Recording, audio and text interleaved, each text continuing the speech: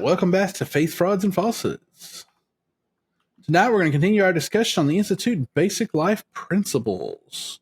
So don't forget to comment, like, and subscribe to help others find us. Matt, before we get started, let's always make sure that we remind everyone these are our opinions. They don't represent our churches, our employers, anybody else other than us. So, shall we get started? Yes, so tonight we're going to talk about the controversial practices of the IBLP. Yeah, this is where things get even more interesting. Yes. So let's talk about, as they started doing these seminars and doing all this teaching, and they were putting out publications, it was really building to be quite a big organization. Yeah. Offices across the country, etc. Across the world. They had stuff in Russia and New Zealand. I mean, they were global. So we're going to talk about Russia. That's interesting you mentioned that. Right. So, one of the things to kind of get past the scandals in 1980 was that Bill Gothard came out with the ATI, the Advanced Training Institute. Right. Like so everything else in the Gothard world, it went through a couple different name changes. Right. That's like their homeschool curriculum thing? Yes. He'd always advocated for homeschooling, but this gave parents the tools to do the homeschooling and give them the curriculum and things. More than that, it was also training programs for kids. So that was one thing they did around in different locations around the country. And in Russia, they would do mission trip type things. The Russian thing was advertised as a mission trip. They'd say, send your kid here for 6 weeks and do this. Famously, when Josh Duggar admitted to molesting his sisters and some other female in his house, instead of being sent for real therapy or any sort of real help that could have helped the young man at the time, right? He was sent to one of these training centers and sent to work, Yeah. So paid labor, they were not known to pay their employees very much. They said, well, it's a ministry and stuff. I mean, we know that's how a lot of churches work anyway. They don't pay a whole lot. And some pay very fair wages. But cults are well known to not pay at all. But he pulled this in a whole nother direction. He talked these families into paying to send their kids to work at his different organizations and different centers. Okay. Hang on, say that again? He talked the parents into paying for their kids to work at the organization. So a reverse funded paid internship or something. Okay. All right. So one person was talking about her parents paid for her to go on a mission trip. She even raised money at church and everything. Okay. That's reasonable. Cost $100 a week to go spend, I think it was 6 weeks in Russia. And when she got there, she was assigned to the bookkeeping department, and she helped keep books. Okay, so see, that's not a mission trip. So there's a thing, right? You generally have to pay to go on the mission trip, but you got to pay for the flight and whatnot. Makes sense, right? But generally, when you're there, you're doing mission work, not bookkeeping for the church. Office work. Yes. Okay. And sure. They'd have these training centers, and they say, we're going to teach them all these classes and stuff. But often they'd have them there, sweeping the floors and serving the meals and doing things. And their families were paying for them to be there. So that's some controversy there. Yeah. Music. So they teach, they forbid any of its followers from listening to music that has any kind of beat to it. Even, contemporary Christian music, anything with a beat is considered satanic. You agree? Any music with a beat satanic? I was going to say, I mean, I wasn't going to go as far as saying satanic, but I mean, I could kind of agree with ignoring a lot of contemporary Christian music. Most of it's just garbage. But yeah, when you go as far as saying satanic, it's I don't think it's quite satanic. Well, any music with a beat, not just contemporary Christian music, but any music with a beat. But so their followers can usually listen to classical music and some hymns, as long as they ain't a good hymn, But I mean, technically, isn't that like a part of music? You should have had your wife on for this. I mean, doesn't all music technically have a beat? No. Not necessarily. Okay. They have melody. maybe a rhythm, not necessarily a beat. Okay. So that was, and then there's my dropping my Right. stuff there. So that's another thing.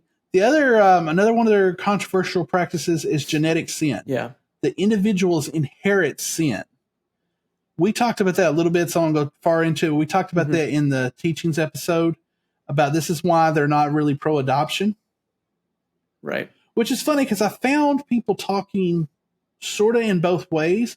I heard more than one person talk about they are not pro-adoption because you don't know what sin that baby's inherited and etc.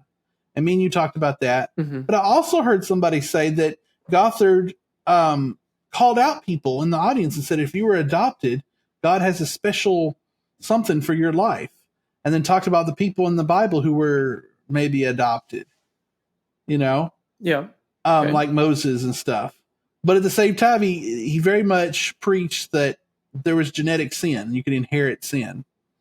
Births, we talked about they practice quiverful, never stop having babies. But they really push it, no matter how risky it is.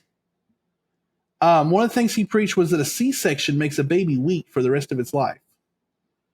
So they encourage a woman to not only keep having babies, but to not have babies via C-section because it makes the baby weak. They also preach that bottle feeding causes SIDS, which is an old wives' tale. Right. Yeah. And not medical advice whatsoever. Right. Modesty is a huge thing, and this is something that was on show on the Duggars a lot.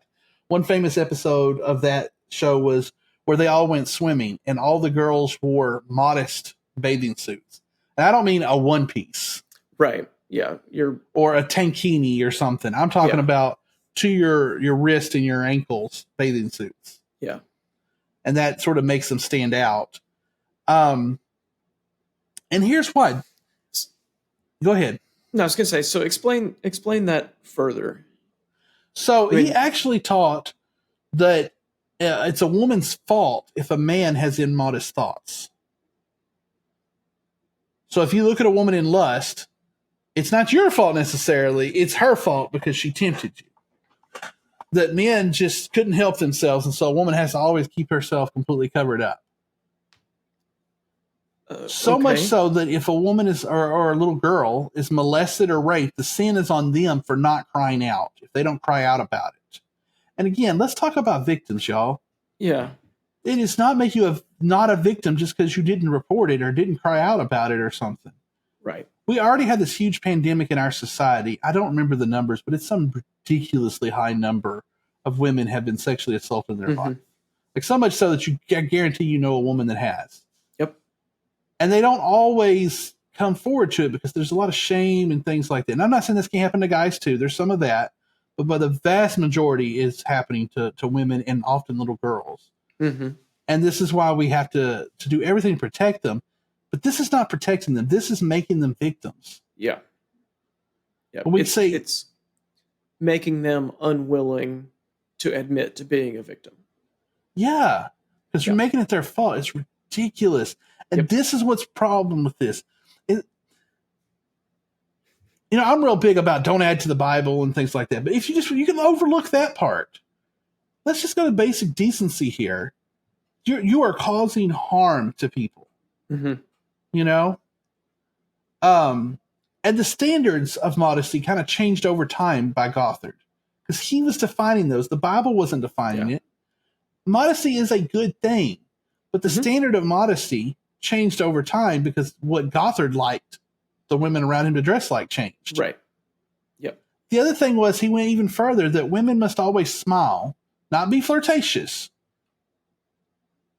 but always smile because they could cause their husband to not be happy, which would be them sinning. So in all cases, it was on them. It was on them. It's this constant thing, and we're going to talk about in another episode about this constant about you must do X, Y, and Z all the time. It's these strict rules.